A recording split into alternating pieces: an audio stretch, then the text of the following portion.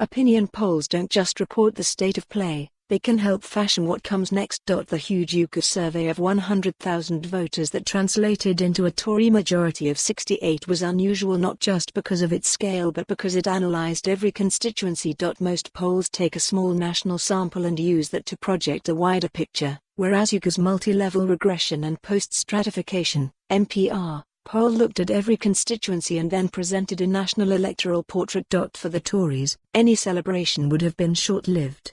The last thing they want is for would-be supporters to feel that the pressure's off.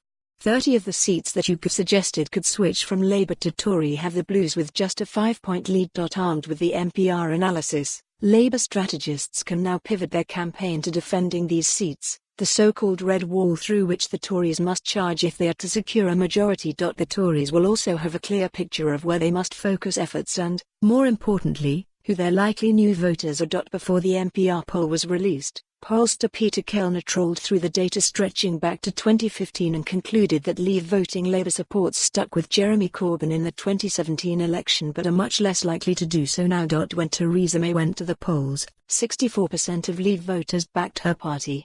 Under Boris Johnson, that figure is more like 73%. Kellner says the size of this swing, combined with Labour's poor showing in leave-supporting areas, could see the Tories claim seats they've never held before. If this happens, says Kellner, it will reflect a huge structural change in the way millions of people decide how to vote. Should these predictions be borne out on the 12th of December, the resulting Tory party, and government, will look and feel very different to today'.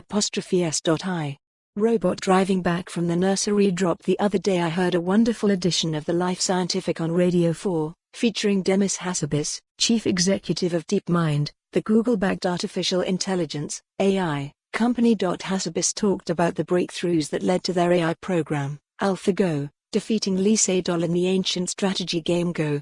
The game is so complex it has over 200 possible moves compared with around 20 in chess.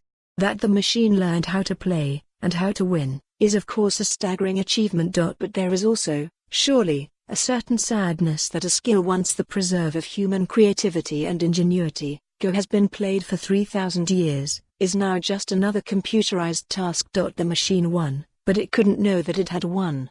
Yesterday, Sedol, the world's master Go player, announced he was retiring from the game as there now exists an entity that cannot be defeated.